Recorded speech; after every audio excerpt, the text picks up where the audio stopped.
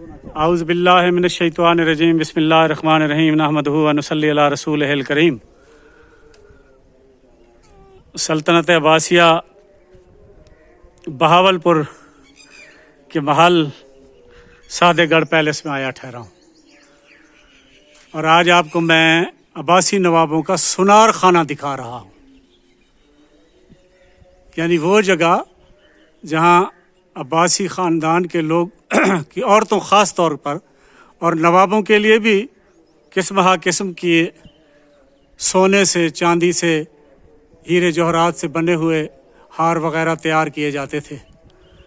وہ سنار خانہ آپ کو دکھانے لگا ہوں۔ آپ سادے گڑھ پیلس میں داخل ہوں تو الٹے ہاتھ پہ آپ مڑ جائیں تو سامنے فلٹریشن پلانٹ اور شاہی مسجد دکھائی دے گی، اسی کے ساتھ ہی پھر ایک سڑک جا رہی ہے، سولنگ جس کو آپ کہہ لیں۔ اسی سولنگ کے ساتھ ہی آپ کو گیٹ دکھائی دے گا جہاں سے روزمرہ کام کرنے والے اور ملازمین کا داخلہ اور اخراج ہوتا تھا۔ اس سے تھوڑا آپ آگے آئیں تو یہ شاہی مسجد کی بیک سائڈ پر پچھلی طرف پہ آپ کو سنار خانہ دکھائی دے گا۔ یہ سنار خانے میں داخلے کا گیٹ ہے، یہ سامنے یہ دیکھیں،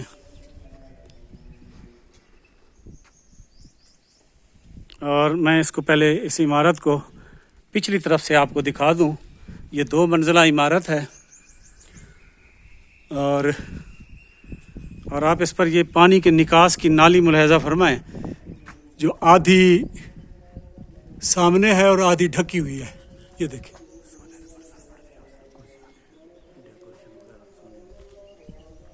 یہ جو سنار خانہ ہے، تو مجھے ابھی میاں طارق عباسی صاحب نے یہ تفصیل بھی بتائی ہے کہ فرنیچر پر بھی جو سونے کا کام کیا جاتا تھا، خاص طور پر نواب آف بہاولپور کے لیے، اور نواب آف بہاولپور کے اپنے گھرانے کے لیے خاص طور پر، اور پھر مہمانان گرامی جو باہر سے آیا کرتے تھے ان کے لیے سونے اور چاندی کے برتن بھی یہاں تیار کیے جاتے تھے۔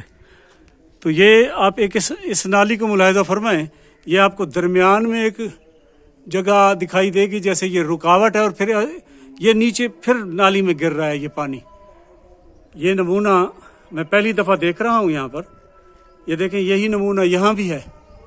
یعنی اوپر سے پانی اس طرح آ رہا ہے،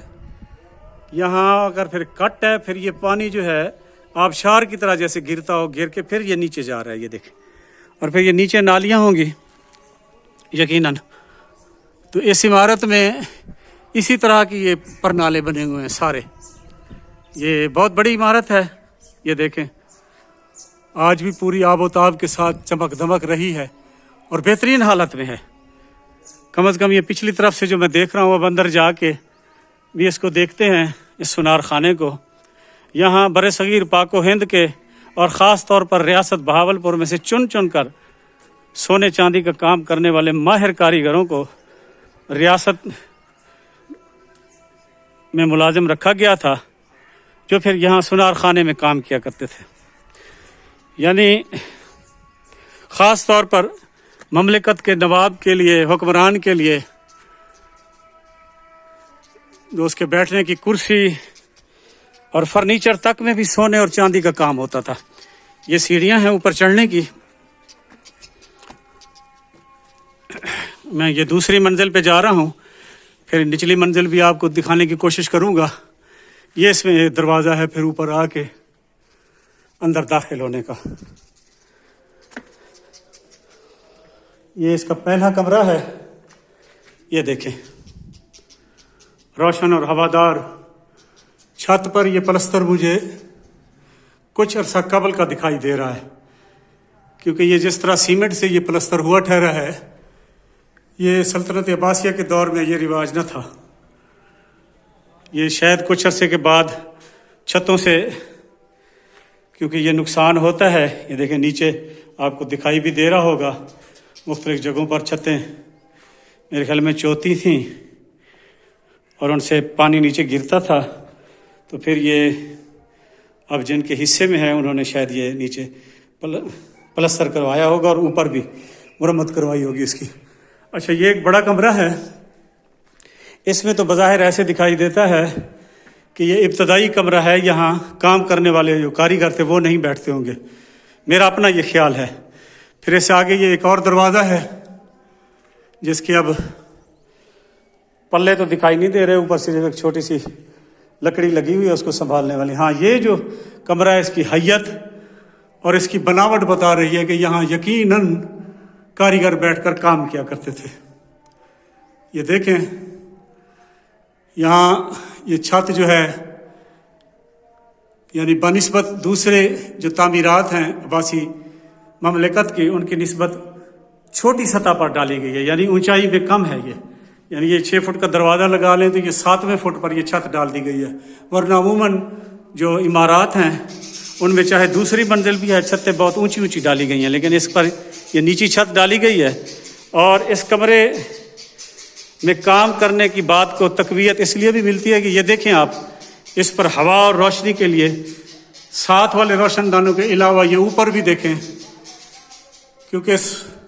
سونے چاندی کا جتنا کام ہے وہ آگ سے ہی ہوتا ہے، اور اس کی تپش سے، دھوئیں سے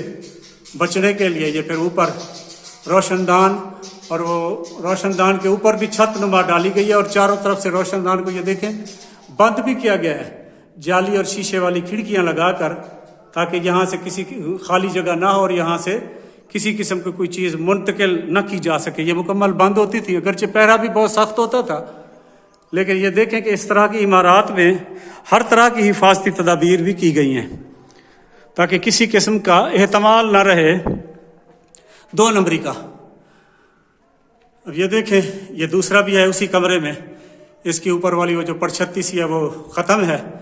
گم ہو گئی ہے، ٹوٹ پھوٹ گئی ہے۔ اتنا ہی پھر ایک بہت بڑا کمرہ ساتھ بھی ہے، اور یہاں بھی بالکل واضح طور پر دکھائی دے رہا ہے کہ یہاں بھی بیٹھ کر کام کیا جاتا تھا۔ اب یہ تو بہت بڑے، یہ دیکھیں، اچھا وہاں جالی کا اور نمونہ ہے شیشوں کے آگے، یہ جو اوپر لگی ہے یہاں اور نمونہ ہے۔ اور یہ دیکھیں یہ ایک اور پھر یہ 2، اور یہ گارڈر آپ ملاحظہ فرمائیں، اللہ اکبر، یہ دیکھیں آخر یہ عمارات کو یعنی 1924 میں نواب سر صادق محمد خان پنجم عباسی نے سلطنت کا نظام سنبھالا، اور یہ عمارات صبح صادق کے دور میں تعمیر ہوئیں، جو خواجہ غلام فرید صاحب کے مرید تھے۔ یہ میں آپ کو بات بتا رہا ہوں 18ویں صدی عیسوی کی۔ پھر اس کے بعد کچھ عمارات نواب بہاول عباسی کے دور میں، تعمیرات کا جو آغاز تھا، یعنی تعمیرات کا، جدید تعمیرات کا بانی اور بادشاہ جو کہا جاتا ہے وہ نواب صبح صادق کو کہا جاتا ہے، کہ ریاست بھر میں انہوں نے ایسی خوبصورت اور دیدہ زیب عمارات تعمیر کرائیں، یعنی مذہبی حوالے سے اگر کوئی مسجد تھی، کوئی مدرسہ تھا، تعلیمی حوالے سے کوئی سکول تھا، کالج تھا، یا اپنی رہائش کے حوالے سے کوئی محل نما کوٹھی تھی یا رہائش گاہ تھی، یا سرکاری ملازمین کے لیے کوئی رہائش گاہیں یا دفاتر تعمیر کیے گئے تو وہ جدید ترین انداز میں بنائے گئے۔ پھر اس کے بعد نواب بہاول عباسی جو 4-4.5 سال تک حکمران رہے، پھر انہوں نے اس کو اور بڑھاوا دیا، اور نواب صادق محمد خان کے دور میں تو یہ سلسلہ عروج پر تھا، اور یہ اسی دور کی یادگار ہے یہ سنار خانہ۔ اللہ پاک آپ کو سلامت رکھے، اللہ پاک آپ کو سلامت رکھے۔